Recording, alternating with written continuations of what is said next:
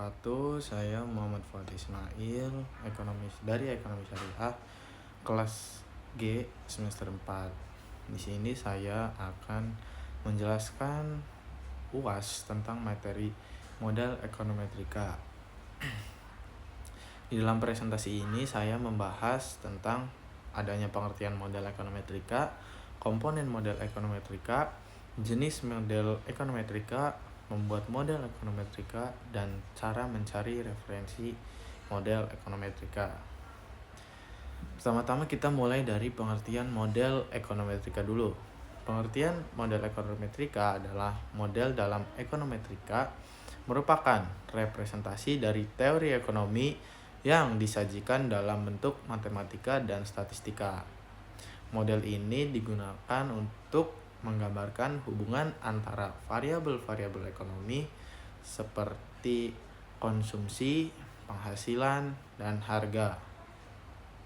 Selanjutnya yaitu ada komponen model. Komponen model ini ada 3, yaitu yang pertama variabel, yang kedua parameter, dan yang ketiga itu disturbance term. Kita mulai dari variabel dulu. Variabel itu merujuk pada elemen-elemen utama yang digunakan untuk membentuk model dan menggambarkan hubungan antara variabel-variabel yang ada. Komponen utama dalam model variabel ini adalah adanya variabel bebas, adanya variabel terdekat, koefisien, residual, fungsi link, distribusi error, dan variabel laten. Yang kedua ada dari parameter.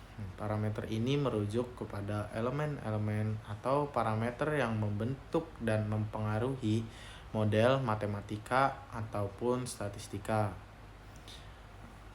Komponen utama dari parameter ini adalah adanya parameter, intercept, koefisien, parameter variance, hyperparameters, fungsi link, parameter distribusi, parameter struktur, dan parameter laten.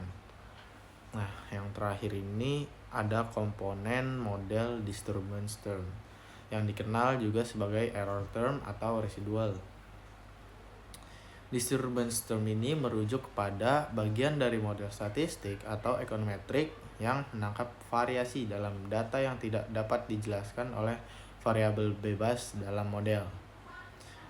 Nah, komponen atau aspek utama dari disturbance term ini, yang pertama ada definisi. Definisi dari disturbance term adalah komponen dari persamaan model yang mewakili perbedaan antara nilai yang diobservasi dan nilai yang diprediksi oleh model. Disturbance term meliputi faktor-faktor yang tidak terukur atau tidak dimasukkan dalam model, seperti contohnya itu kesalahan pengukuran, variabel yang hilang, dan faktor acak yang lainnya. Yang kedua ada notasi. Nah, yang ketiga ini ada fungsi dan peran, menggambarkan deviasi atau penyimpangan dari model teoritis, mengizinkan model untuk mempertimbangkan variabilitas alami dalam data yang tidak dapat dijelaskan hanya dengan variabel bebas. Nah, selanjutnya yang keempat itu ada asumsi-asumsi utama. Nah, seperti homokedastisitas, varians dari disturbance term adalah konstan dan tidak bergantung pada nilai variabel bebas, atau biasa disebut juga sebagai kesamaan varians. Selanjutnya ada non-autokorelasi. Disturbance term dari observasi yang berbeda tidak berkorelasi satu sama lain. Selanjutnya ada distribusi normal.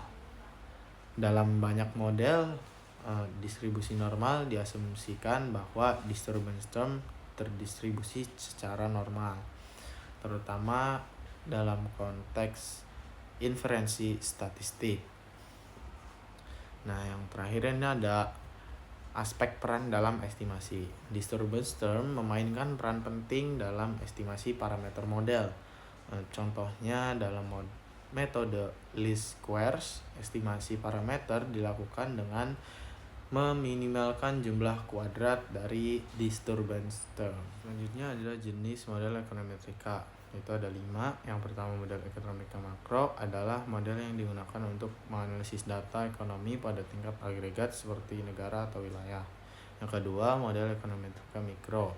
Model ini digunakan untuk menganalisis data pada tingkat individu atau unit-unit kecil seperti rumah tangga, perusahaan, atau individu. Model ini berfokus pada perilaku ekonomi dan keputusan-keputusan yang dibuat oleh unit-unit kecil tersebut.